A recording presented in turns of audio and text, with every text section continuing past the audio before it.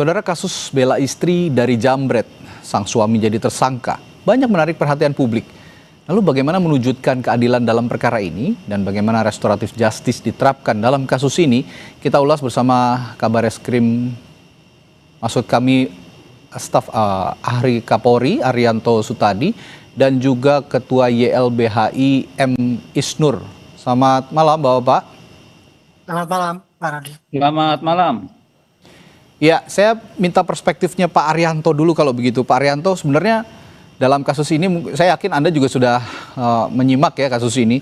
Dalam kasus ini dasar hukum penetapan tersangka terhadap suami dalam kasus ini apa sih sebenarnya awalnya yang ditetapkan oleh polisi? Jadi begini Pak, dalam kasus ini ya, kalau dari pandangan saya, itu ada dua kasus Pak. Satu kasus penjambretan ya, yang dilakukan oleh si korban daripada yang dikejar itu. Dan dua, kasus kematian penjambret yang dikejar oleh suaminya ibu itu kan kira-kira gitu. Nah, pasti ada dua laporan itu. Nah, sekarang semangat daripada polisi itu ya, dengan KUHP yang baru itu, setiap melakukan penyelidikan atau penyidikan, semangatnya bukan ingin mencari keterangan dan kemudian menjadi jelas dan kemudian menemukan tersangkanya dan kemudian untuk memidanakan. Semangatnya bukan itu. Semangat daripada itu adalah restoratif. Jadi semua sengketa yang terjadi di masyarakat itu dipulihkan kembali. Nah, di sini yang dihadapi polisi adalah ada dua sengketa ini Pak. Sengketa antara ibu yang dicuri ya, gitu ya. Dan kemudian sengketa antara korbannya yang meninggal itu karena dikejar oleh suaminya. Itu, gitu lah. Baik. Apa arti restoratif justice? Itu kan pemulihan kembali ya dengan antara mereka yang bersengketa. Jadi syaratnya adalah harus ada perdamaian, saling memaafkan. Ya. Nah, bentuknya restorasi justice itu macam-macam Pak. Kalau yang namanya pencurian, barangnya dikembalikan. Kalau yang namanya nyawanya kan nggak bisa dikembalikan kan. Jadi paling ya cuma minta maaf daripada yang membunuh itu atau yang mengakibatkan meninggal itu gitu. Kira-kira itu Pak. Baik. Dan sekarang kemarin saya lihat Pak Kapolri kan menyatakan ini pasti akan RJ gitu kan. Saya juga begitu sebagai polisi, kasus ini memang seyogianya dibikin RJ. Tetapi RJ itu ada prosedurnya Pak. Gitu. Ya, harus ada RJ bisa saling memaafkan tadi ya. Iya, bisa di tahap penyidikan, penuntutan maupun di peradilan. Itu kemarin Pak Polres Sleman itu sudah ngomong bahwa kami sudah mengusahakan RJ tetapi tidak berhasil, kan gitu kan. Makanya itu kasusnya yang itu kecelakaan lalu lintas itu ya terpaksa terus disampaikan pada jaksa gitu. Kira-kira begitu. Tapi begini Pak Arianto, yang mengusik perhatian publik adalah di luar RJ ya, di luar restoratif justice adalah peristiwa seperti ini kan bisa dialami oleh siapapun sebenarnya. Bukan mungkin saya begitu ya. Ketika saya dijambret di jalanan misalnya, saya membela diri dan menyebabkan si penjambret ini misalnya ya dalam tanda kutip hilang nyawa begitu. Seperti yang juga terjadi pada seorang pria yang ada di Sleman ini. Nah, ini gimana harus menghadapi peristiwa apa atau kondisi seperti ini atau situasi seperti ini? Warga harus bagaimana? Kalau polisi melihatnya itu gini, Pak. Yang dilaporkan apa? Terus kemudian kita teliti apa yang dilakukan oleh si pelaku, kan gitu kan. Kalau yang kasus kecelakaannya apa penjambretannya kan jelas. Ibu itu lapor bahwa ini jambret kan gitu. Berarti tersangkanya kan yang meninggal itu kan. Oh, ini pelaku jelas ini jadi tersangka, sudah pasti itu, Pak. Tapi karena tersangkanya meninggal, maka tersangkanya dihentikan itu demi hukum karena orangnya meninggal. Nah, sekarang yang ngejar itu tadi, kalau yang dikejar itu sampai tidak meninggal, Pak, mungkin tidak jadi masalah besar. Tapi karena yang dikejar itu meninggal, makanya itu kemudian timbul kan ini hak orang nyawanya hilang sehingga korbannya pasti akan menuntut gitu. Nah, sekarang polisi melihatnya ini, apakah ini bentuknya kecelakaan atau bisa ditolerir bahwa itu suatu hal yang karena sialnya dia atau karena kesengajaan, kan tidak ada itu. Nah, dalam hal menentukan inilah maka di tahap penyelidikan saya lihat kemarin Polsek Sleman, Polres 9 Sleman ya, sudah mengundang para ahli itu Pak untuk menentukan itu gitu. Apakah ini bisa di RJ atau tidak? Nah, karena bisa di RJ kan sudah diusahakan. RJ itu kan yang mengusulkan Pak menurut KUHP yang baru, bisa para korban dan pelaku, bisa dari para penyidik. Nah di sini penyidik katanya sudah menawarkan tetapi tidak mau kan gitu. Ya otomatis penyidik ya hanya bisa meneruskan ini kasus ini. Nanti diteruskan kepada jaksa. Kalau jaksa nanti bisa menyelesaikan RJ ya syukur. Kalau enggak ya masih terus gitu. Kira-kira ini kalau ini kasus ini begini Pak, yang terjadi ini dari pandangan saya gitu. Saya tidak bilang polisinya Pak ya, apa itu salah enggak. Tapi saya lihat di sini Polres Sleman sudah berusaha melakukan penyelesaian dengan RJ. Tetapi yang bersangkutan tidak mau, kan nggak bisa dipaksa Pak. RJ itu kan tergantung dari masing-masing yang bersengketa. Sengketa antara ibu itu dengan keluarganya penjamret, dan sengketa antara suaminya dengan keluarganya penjamret gitu. Ini yang Pak Arianto maksud, yang bersangkutan tidak mau ini keluarga penjamretnya begitu Pak Saya tidak Arianto? tahu. Saya tidak tahu karena Polsek Sleman sudah ngomong, kita sudah lakukan melalui RJ. Tapi karena tidak tercapai. Nah, itu juga harus diperjelas sebenarnya. Siapa yang tidak mau, pihak yang tidak mau itu. Sleman ngomong begitu, saya tidak tahu Pak. Saya nggak ikut naik. Tapi yang jelas itu, satu tersangkanya berhenti karena meninggal, yang satunya diusahakan RJ nggak bisa sehingga terpaksa terpas kirimkan. Kira-kira gitu Pak. Sekarang saya lihat dari perspektif publik dalam hal ini LBHI yang juga mewadahi hukum publik lah begitu ya. Saya ke Bung Isnur. Bung Isnur, kalau tadi mendengar penjelasannya Pak Arianto dan juga melihat perjalanan kasus ini, adilkah orang yang bela istrinya dari aksi kejahatan justru dijadikan tersangka kasus laka lantas?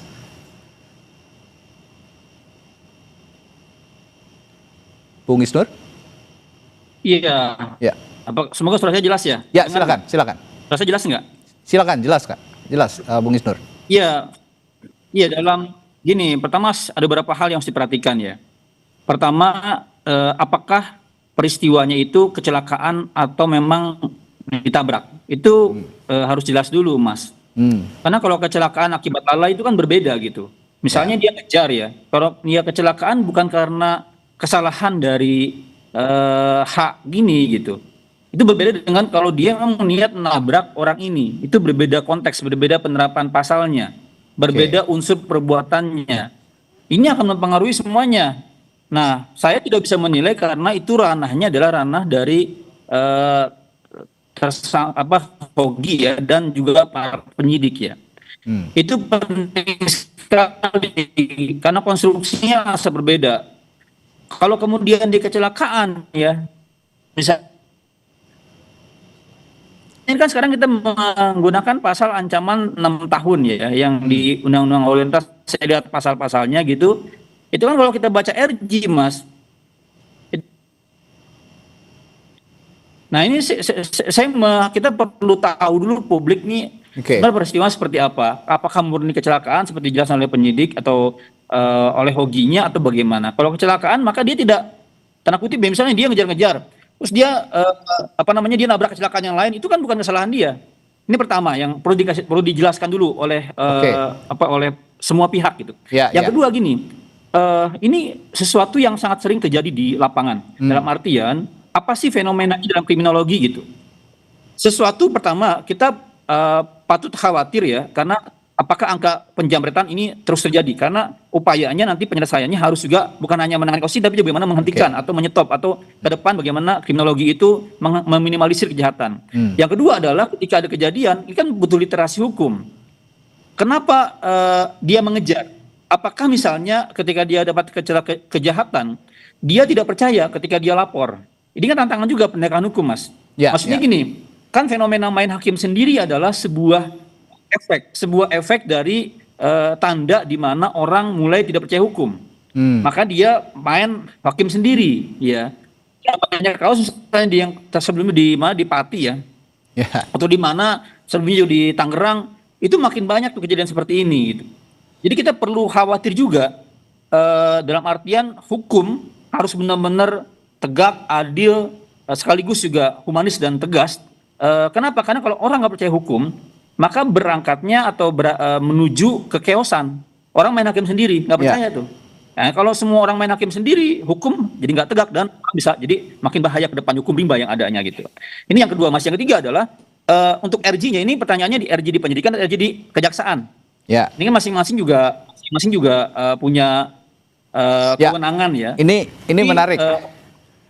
Ya, ini menarik ketika Bung Isnur tadi mengatakan aksi main hakim sendiri ini mungkin ini tanda-tanda warga masyarakat begitu ya, publik ini sudah tidak percaya dengan penegakan hukum. Saya jadi teringat kasus di Bekasi. Saya ke Pak Arianto lagi. Tadi agak tersendat-sendat komunikasinya, Bung Isnur mungkin bisa diperbaiki lebih baik lagi sambungan komunikasinya. Saya sambil perbaiki, saya ke Pak Arianto lagi. Pak Arianto, saya teringat jadi peristiwa di Bekasi ketika ada warga menangkap maling ya di sana, dilaporkan ke kantor polisi, tapi tidak diterima oleh polisi karena ya katanya percuma, katanya nanti juga akan bertindak hal yang serupa. Nah ini tadi disinggung oleh Bung Isnur, apa ini tanda-tanda bahwa publik tidak percaya dengan penegakan hukum yang dilakukan oleh polisi. Bagaimana merespon soal ini?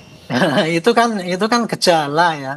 Publik itu saya kira dalam teori kriminologi yang saya pelajari ya memang kayak gitu, Pak. Publik itu ya malas lapor kepada polisi apabila dia tidak yakin bahwa kasusnya akan selesai. Itu ya. Kemudian yang kedua, korban itu kadang-kadang malas pada polisi karena apa? Kehilangan waktu lah, belum tentu berhasil lah, kemudian ribet lah, belum nanti dipermainkan oleh polisinya. Itu memang kendala-kendala daripada orang yang tidak lapor kepada polisi gitu. Nah, ini pelajaran ini ya Pak ya, itu tadi disampaikan oleh Pak Isnur gitu. Ini kan semacam kayaknya kan contoh daripada main hakim sendiri di lapangan. Sorry ya, kayak gitu bisa ditafsirnya kayak gitu. Ya. Seperti yang di Bekasi itu kan. Jadi kalau saking jengkelnya sama begal, sekarang udah nggak usah ditangkap, langsung dibakar aja kan, kayak gitu kan. Gitu. Yang kayak gitu kan nggak boleh di Indonesia. Makanya itu Pak, dalam kasus ini Pak itu ya. Kebetulan saya yang bikin undang-undang lalu lintas saya Pak waktu itu. Gitu. Itu memang ancaman daripada kecelakaan lalu lintas itu sangat berat gitu ya. Karena kalau orang karena lalainya itu menimbulkan mati orang itu berapa saya lupa hukumannya berapa gitu. Nah makanya itu polisi kemarin itu tidak gegabah, dia biasa langsung wah ini kecelakaan kemudian bisa di RJ itu. Karena itu Pak bunyinya undang-undang yang ada itu tadi.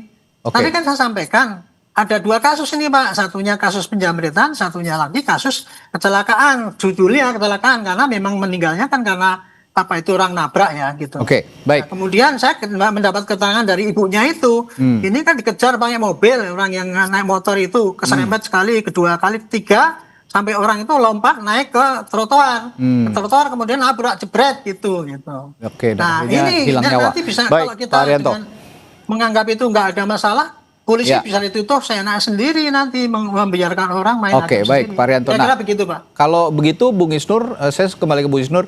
Kalau begitu, tadi Anda kan ini harus dijelaskan kalau kata Anda ya, dijelaskan duduk perkaranya mulai dari polisi yang juga keluarga korban dan juga yang dituding dalam hal ini ya suami perempuan yang dijamret tadi, ini harus sama-sama menjelaskan duduk perkara. Nah, kalau begitu perlukah ada gelar perkara yang terbuka di hadapan publik? Karena ini juga sebenarnya pelajaran untuk publik, pelajaran hukum untuk publik, literasi hukum yang Anda sebutkan tadi, Bung Isnur. Ya termasuk gini, Mas Oki, teman-teman, apakah itu merupakan tindakan pembelaan terpaksa yang melampaui batas? Itu kan ada di pasal 43 KUHP yang baru ya. Ini kan perlu diteliti. Kondisi psikis kejiwaan dari orang yang dijamret ini sehingga dia beraksi cepat itu apa gitu. Maka dalam konteks itu harus diteliti, kalau emang itu ada maka dia bahkan kena alasan tidak dipidana pasal 43 KUHP gitu. Nah ini kan perlu dicari tahu ke arah sana ya. Maka tipis dia harus dicari tahunya karena ada beberapa jurisprudens di Mahkamah Agung ketika pembelaan yang melampaui batas yang diakibatkan karena keguncangan jiwa ya, karena serangan dia bereaksi langsung mengejar, dia melawan atau apa, itu perlu diteliti di arah sana gitu. Nah tapi penyelesaian yang terakhir yang menurut saya ke arah RJ, bagi saya ini adalah pendekatan yang pertama harus kita apresiasi ya. Walaupun harus hati-hati Mas, harus hati-hati kenapa? Pertama publik kemudian menjadi ngejudge si tindakan Mas ini adalah bersalah apa tidak. Karena RJ adalah bentuk pengakuan bersalah. Betul. Itu yang saya permasalahkan tadi. Itu kan, karena RJ salah satu bentuk pengakuan. Iya.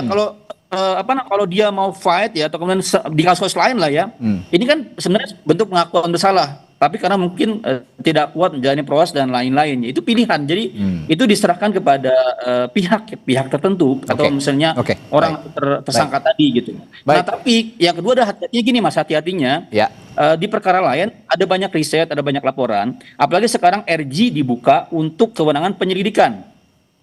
Ini kan kalau saya tadi masih ragukan ini pidana bukan gitu. Nah, bahkan sekarang ada kewenangan penyelidikan dalam situasi yang belum jelas tindak pidananya. Nah, khawatirnya ini menjadi ruang transaksi, Mas. Betul. Ruang transaksi, ruang kemudian ruang pemerasan oleh aparat itu yang hati-hati. Baik, Bung Isnur. Ini tampaknya memang harus dijelaskan ulang sepertinya ya, duduk perkaranya nanti kalau memang sudah reda, semuanya sudah berdamai, dan memang dalam kondisi seperti ini, restoratif justice menjadi menjadi jalan tempuh yang paling baik sepertinya untuk menyelesaikan kasus ini. Ketika nanti sudah sama-sama dingin, sudah sama-sama damai, mungkin bisa dijelaskan kembali bagaimana duduk perkara dan sebagai ini juga sebagai literasi hukum kepada publik supaya publik tidak terjebak dalam situasi-situasi yang menyulitkan seperti ini. Terima kasih staf ahli Kapolri Arianto Sutadi dan juga Ketua YLBHI M. Isnur sudah berbagi perspektifnya, berbagi pandangannya malam hari ini. Sampai jumpa lagi, selamat malam. Sama-sama, selamat malam.